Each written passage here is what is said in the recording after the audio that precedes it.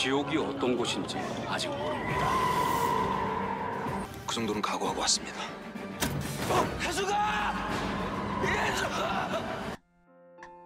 포도알 6개 단 하나라도 조심했더라면 해숙은 지금 지옥에 있지 않았을 겁니다.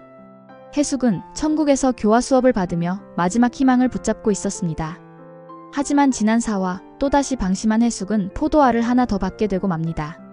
그리고 결국 차곡차곡 모인 6개의 포도알, 천국에 발을 들이자마자 지옥으로 곤두박질 친 해숙. 더 이상 변명도 기회도 없었습니다. 그런데 여기서 충격은 끝나지 않았습니다. 해숙을 따라 낙중까지 지옥으로 뛰어든 겁니다. 그것도 스스로? 이 정도면 진짜 사랑 맞죠? 솔직히 여러분은 어떻게 생각하세요? 누구보다 뜨겁고 누구보다 진심으로 해숙을 위해 지옥으로 내려간 겁니다. 한편 지난 4화에서는 또 다른 충격적인 사실도 드러났죠. 해숙은 천국 주민센터에서 이영애라는 이름이 지옥 주소에 등록돼 있다는 걸 알게 됩니다. 그로 인해 해숙은 소미를 영애라고 확신하는 모습이 그려졌습니다. 해숙은 소미에게 어쩌다가 네가 이름까지 까먹었는지 모르겠지만 너 영애 맞아, 어쩐지 우산 펴는 거 하며 무서울 때 주머니에 손 넣는 거 하며 보는 순간 내가 정이 가더라고 말하죠. 소미 또한 그러면 그 영애가 저 맞는 것 같아요 라며 눈시울을 붉혔습니다. 하지만 4화 마지막 영애가 지옥에 갇혀있는 장면이 비춰지면서 시청자들은 또 한 번 충격에 빠졌습니다. 영애는 해숙의 유일한 우산방어법 전수자로 일수계의 황소개구리라 불렸죠. 전투복인 용점퍼만 걸치면 시장 좌판 다 쪼개지는 날일 정도로 거칠고 선머스마처럼 살아온 영애였지만 지옥에 갈 만큼 독한 인물은 아니었습니다. 그러나 지난 2화에서 해숙을 잊지 못해 방황하던 영애는 가짜 무당의 말에 속아 스스로 목숨을 끊어버리고 맙니다. 자살, 그리고 그로 인한 지옥행. 지난 4화에서 센터장이 지옥이탈자인 박철진에게 했던 말은 그 누구에게도, 심지어 낳아준 부모도 그 생명을 앗아갈 자격은 없다고 했죠. 이 말은 본인 스스로를 포함한 타인 누구도 생명을 함부로 다뤄서는 안 되며 자살은 자신 스스로에게도 허락되지 않은 일로 지옥에 가는 일이라는 걸 알려주었습니다. 그렇다면 소미는 과연 누구일까요? 우리가 알고 있던 영애가 맞을까요? 4화를 보면서 누구나 한 번쯤 이런 의문이 들었을 겁니다. 소미가 프라이팬으로 머리를 치는 모습, 해숙을 지키기 위해 우산을 펼쳐든 모습, 무서울 때 해숙을 찾아와 주머니에 손을 넣는 모습까지 하나하나 너무나도 영애와 닮아 있었죠. 그래서 우리는 자연스럽게 이렇게 생각할 수밖에 없었습니다. 아, 소미는 영애가 맞구나. 여러분도 그렇게 느끼지 않으셨나요? 그런데 놀라운 반전이 기다리고 있었습니다. 영애는 이미 스스로 생을 마감해 지옥에 떨어져 있었던 거죠. 회차가 거듭될수록 소미의 미스터리한 정체는 더욱더 궁금증을 자아냅니다. 여기서 잠깐, 드라마 천국보다 아름다운은 이남규 작가와 김수진 작가가 공동 집필했죠. 그런데 여러분, 이 작품에 원작이 있다는 사실 알고 계셨나요? 바로 리처드 매드슨의 1978년 소설. 작가는 What Dreams May Come에서 영감을 받아 드라마를 집필했다고 하는데요. 하지만 이 소설에는 영애도 소미도 등장하지 않습니다. 오직 드라마만의 오리지널 캐릭터인 셈이죠. 그렇다면 소미는 과연 누구일까요?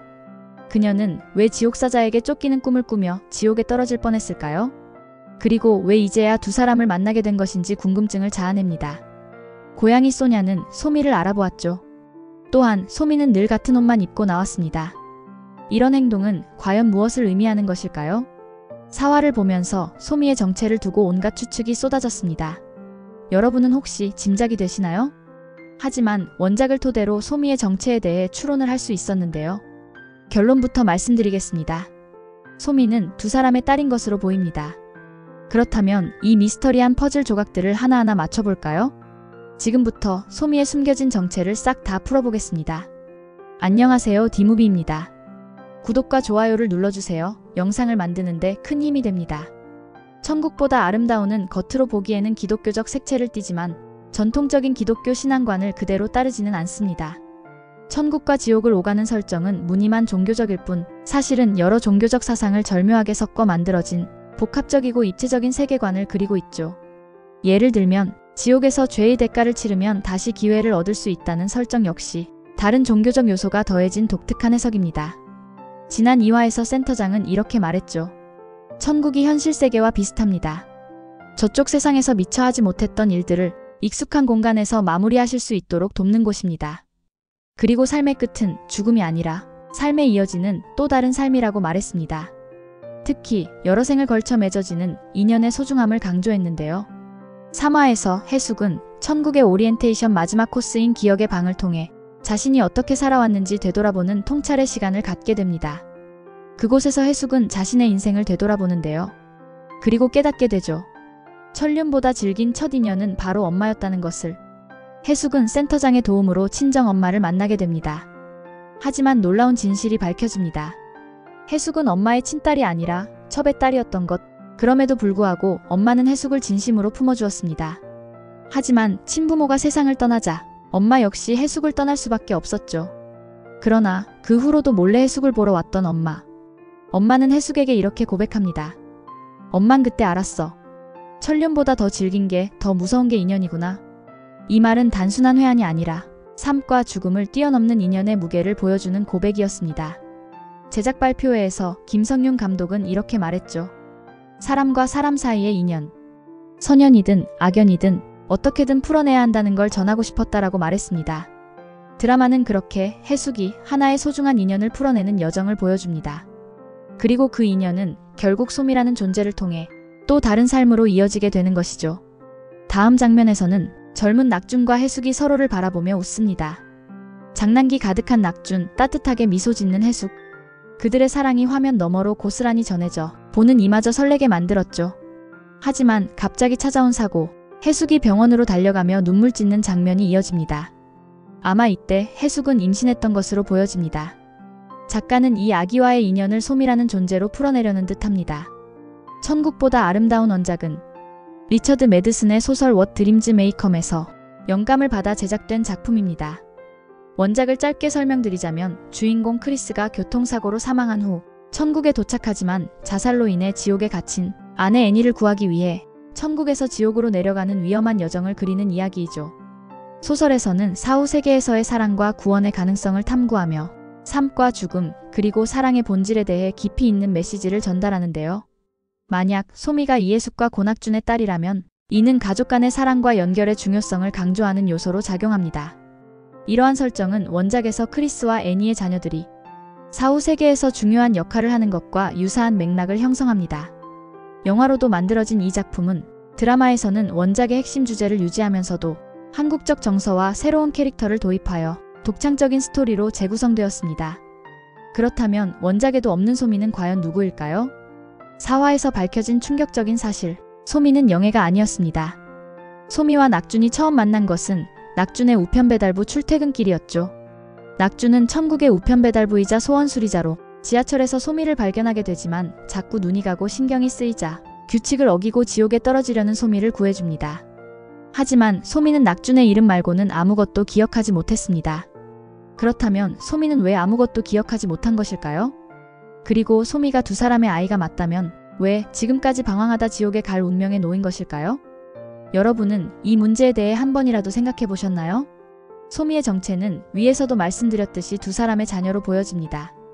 그리고 그 아이는 낙준의 사고로 충격을 받은 해숙이 유산을 한 것으로 짐작이 됩니다. 그렇게 솜이는 세상에 태어나 보지도 못하고 죽은 아이였던 것입니다. 살아있을 때 인간으로 존재하지 못했기에 인간으로서의 삶이 없어 지하철에 내리는 순간부터 모든 기억이 하얗게 지워졌던 것이죠. 드라마 천국보다 아름다운은 우리가 믿어왔던 천국과 지옥의 경계를 조심스럽게 흔들어 놓습니다. 우리는 흔히 기독교 세계관에서 7살 이하 아이들은 천국에 간다고 알고 있죠. 하지만 원작 What Dreams May Come에서와 영화에서는 다르게 말합니다. 작중에서는 죽은 아이들도 조건에 따라 천국에 가지 못하고 방황하거나 심하면 지옥에 떨어질 수도 있다는 세계관을 보여주는데요. 또한 태어나지 못한 아이나 죽은 아이들이 의식을 잃은 채 방황하거나 지옥에 끌려가는 존재가 되었지만 구원받는 이야기도 함께 나옵니다. 다시 말해 아이들이 죽을 때 너무 큰 공포나 죄책감에 빠졌거나 세상에 대한 미련이 심했거나 자신이 죽었다는 사실을 받아들이지 못하면 스스로 천국을 거부하는 상태가 되어 지옥에 갈 수 있다는 허구적 세계관을 소설과 영화에서는 보여주고 있습니다. 지난 3화에서 낙준의 직업이 살짝 공개가 되었습니다.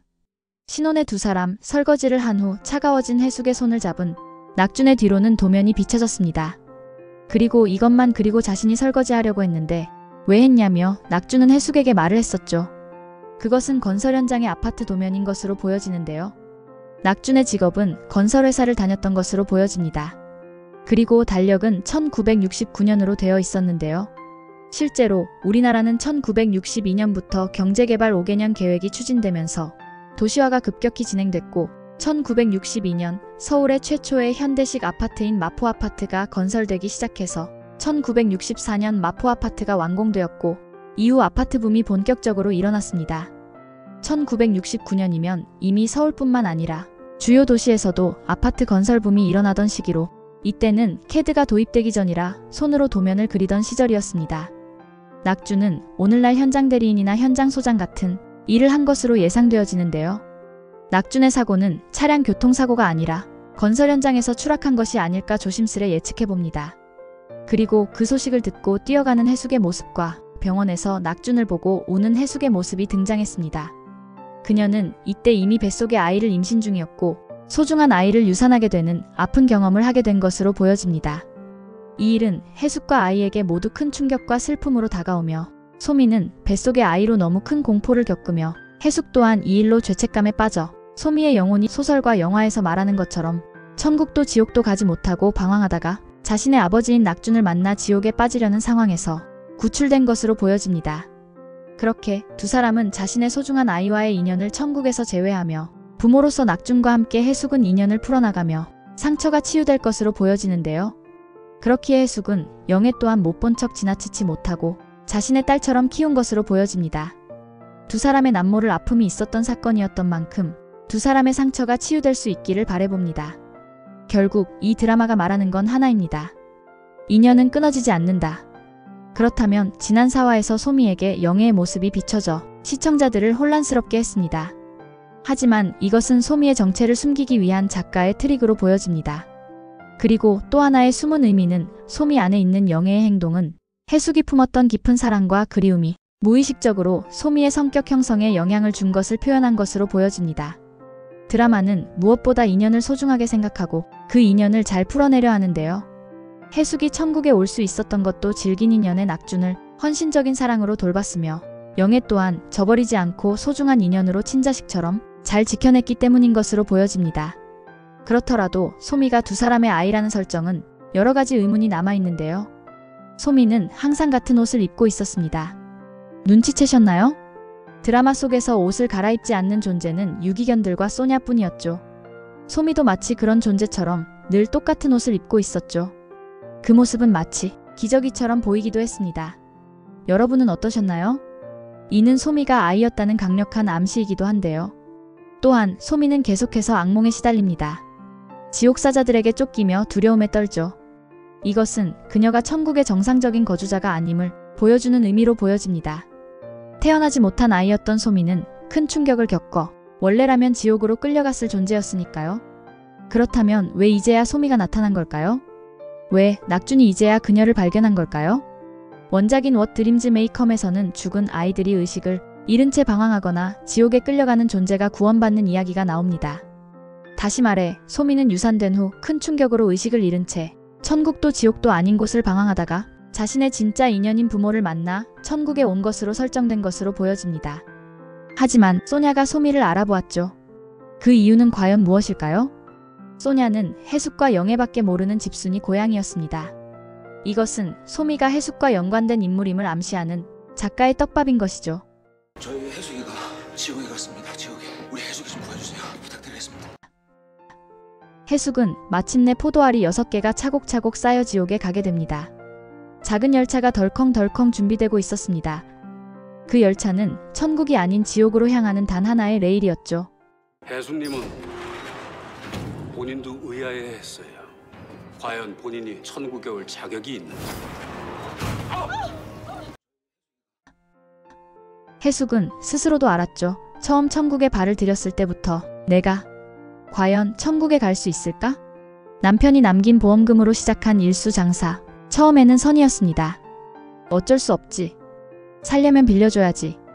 병든 아들을 위해 눈물로 매달리던 과부의 부탁을 해숙은 외면하지 못했죠. 하지만 돌아온 것은 배신이었죠.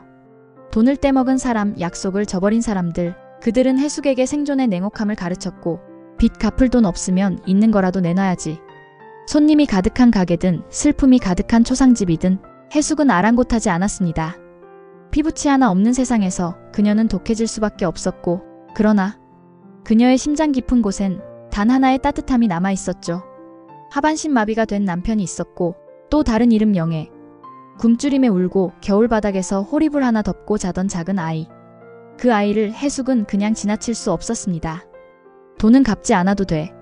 대신 그 애는 내게 넘겨. 그녀는 영애 아버지에게 각서를 쓰게 하고 그 추운 겨울 영애를 품에 안았습니다. 그 순간부터 해숙은 영애를 내 새끼처럼 키웠죠. 밥을 먹이고 옷을 입히고 세상에 무릎 꿇지 않는 방법을 가르쳤습니다. 그 모든 세월을 지나 지금 해숙은 지옥으로 가고 있죠. 그래, 나 잘못한 거 많지. 하지만 그렇게라도 살아야 했어. 누구보다 뜨겁게, 누구보다 처절하게. 우리 해숙이 좀 구해주세요. 부탁드리겠습니다. 낙준 씨는 지옥이 어떤 곳인지 아직 모릅니다. 더 이상 우리가 할 수 있는 일은 없어요. 해숙 씨 거기서 기다려요. 내가 반드시 데리러 갈게요. 낙주는 숨이 턱 끝까지 차올랐습니다. 하얗게 일렁이는 천국의 끝자락 작은 열차에 몸을 실은 해숙이가 멀어져 가고 있었죠. 지옥행. 누구도 가고 싶어 하지 않는 돌아올 수도 없는 길. 해숙은 그렇게 눈을 떴죠. 모든 것이 차갑고 모든 것이 어두웠습니다. 숨을 쉬자 폐 속에 뭔가 짜릿하게 느껴진 차가운 공기, 이곳은 지옥이었죠. 찾으면 여기서 데리고 나가겠습니다. 지금부터 벌어지는 모든 일은 고낙준 씨 책임입니다. 그 정도는 각오하고 왔습니다. 어디선가 누군가의 목소리가 들려왔습니다. 그 목소리는 낙준이었습니다. 숨이 턱 끝까지 차오르면서도 포기하지 않는 목소리. 내가 구하러 갈게. 그러니까 기다려. 황량한 지옥의 풍경 속 해숙은 여기가 내 마지막인가? 그 순간 희미한 울음소리가 들려왔습니다. 흑. 사장님. 사장님. 해숙은 고개를 번쩍 들었죠. 어디선가 자신을 부르는 익숙한 목소리. 영애야. 해숙은 맨발로 뛰기 시작했습니다. 피비린내 나는 돌길, 바늘처럼 찔리는 먼지바람. 아무것도 개의치 않았죠. 영애야. 해숙은 숨이 넘어갈 듯 달려가 영애를 끌어안았죠. 영애는 두 눈을 부릅뜨고 떨리는 목소리로 물었습니다. 사장님 맞아요? 그렇게 두 사람은 지옥에서 만나게 됩니다. 그리고 해숙을 구하기 위해 낙준이 지옥으로 가게 되죠. 이곳에서 해숙과 영애 그리고 낙준은 재회할 것으로 보여집니다. 연출을 맡은 김성윤 감독은 지옥이 한 해 분량만 나오고 누구나 가고 싶지 않는 무시무시하고 지긋지긋한 분위기를 연출하려고 노력을 많이 했다고 하는 걸로 보아 5화에서 지옥의 내용은 끝날 것으로 보여집니다. 하지만 해숙을 구하기 위해 지옥까지도 가는 낙준의 진짜 사랑은 정말 놀라웠습니다. 그의 헌신적인 사랑과 결단이 두 사람을 구하려는 절박함으로 가득 차며 지옥의 문턱에서 벌어지는 감정의 소용돌이는 시청자들에게 깊은 여운을 남길 것으로 보여집니다. 낙준의 위험천만한 여정이 시작되면서 그가 선택한 길이 결국 어떤 희생을 가져올지, 그리고 그들의 운명은 어떻게 얽히게 될지 본방사수로 꼭 확인하시기 바랍니다. 들어주셔서 감사합니다.